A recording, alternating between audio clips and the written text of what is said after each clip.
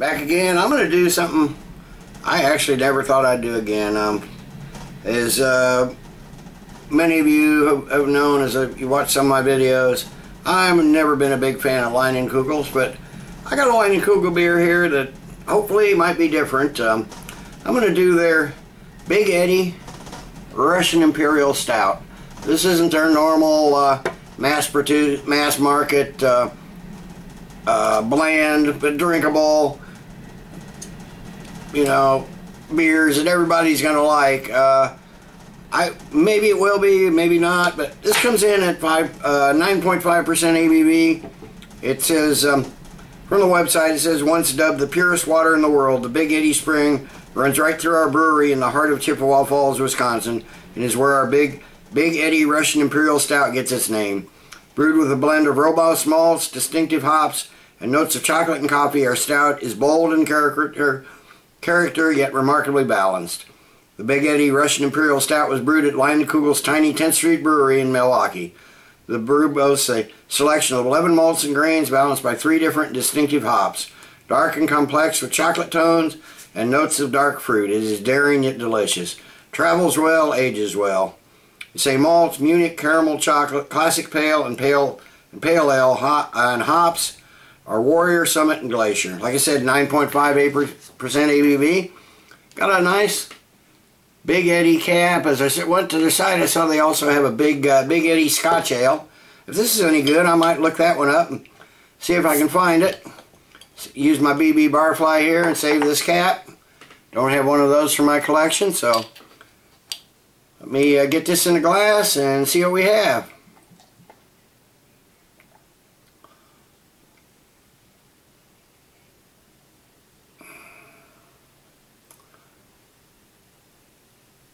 Well, there's some fizz going on there. Oh, it's definitely a stout. Again, can't see any light through it at all. Looks black. Poured brown.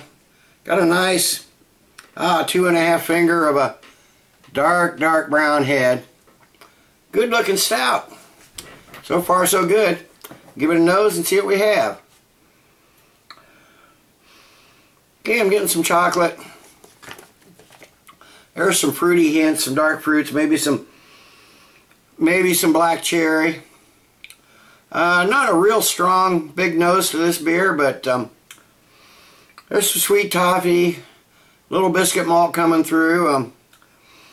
I'm getting surprisingly, I'm not sure. I think it was up there in IBUs. I can't remember what they said. I didn't write it down. I don't know if it says on the bottle or not. No, it doesn't. Just 9.5% ABV. But I think it was up there in the 80s on IBUs. But I'm getting a nice floral hop presence. It's light, but it's there. It's in the background, but it's there. I'm getting a nose on that. Let's give it a taste.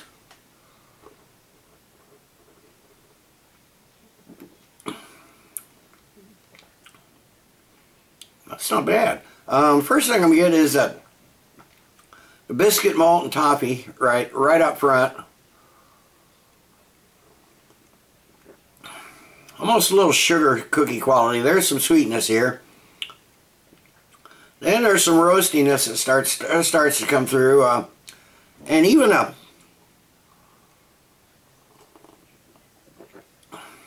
now they don't mention that in their flavor profile, but there's even a smokiness, almost, well, char smokiness. There's even a smokiness there that's coming through a little bit. Getting that dark fruit right to the finish. And maybe even a little vanilla kicks in. I think they have a bourbon barrel aged version of this, but I haven't seen it. This is the only one I've seen. But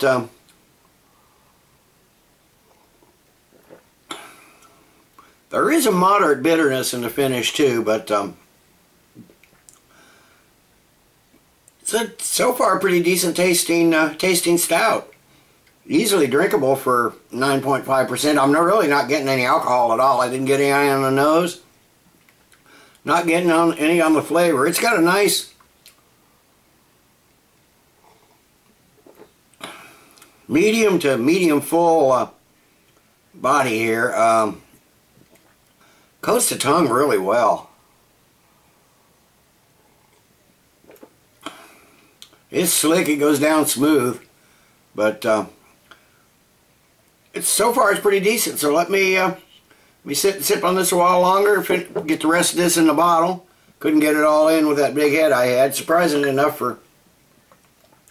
But as you can see, the head is dissipated almost completely, almost immediately. So let me sit and sip on this a while, and I'll be back after a while with the final thoughts and grade. Okay, I'm back. It hadn't been all that long, 20 minutes or so. It's a nice warm day. We're under a tornado watch, so it's one of those warm, muggy days. There's not much going on outside now, but it's humid and it's sticky, so this warmed up good. As it's warmed up, I noticed that smokiness has come out a little bit more, moved a little more to the middle of the palate rather than just on the finish. I kind of like that. They don't mention, like I said, they don't mention that in their flavor profile, but I'm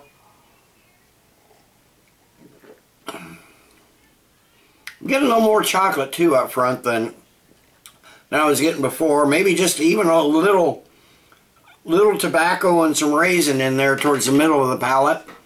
There's actually surprisingly quite a bit going on here, but I guess with 11 different malts, well, I said malts and grains, there's a lot going on here. So I'm really enjoying this. It's definitely a sipper. You could easily drink it down, but because you don't notice that 9.5% either on the, still even it's warmed up on the nose or the in the mouth.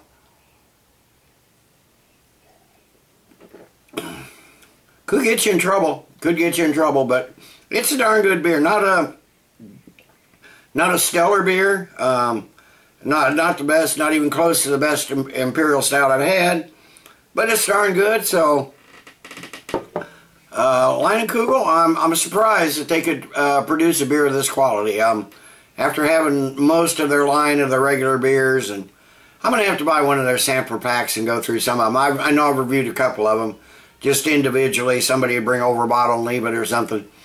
But I'm going to have to buy a sampler pack and do that. But I'm going to give the Leinenkugel's Big Eddy Russian Imperial Stout. I'm going to give it an 8.5 out of 10. It's definitely worth picking it up and giving it a try if you see it. You might like it better than I do, but I think it's a decent, drinkable Imperial Stout. Got a little more carbonation to it than I realized right at the beginning, but it's still not too bad. It's got a nice creamy mouthfeel. Still coats the tongue and the mouth very well. Nice, tasty beer. So 8.5 out of 10. Till next time, everybody. Cheers. Keep drinking good beer.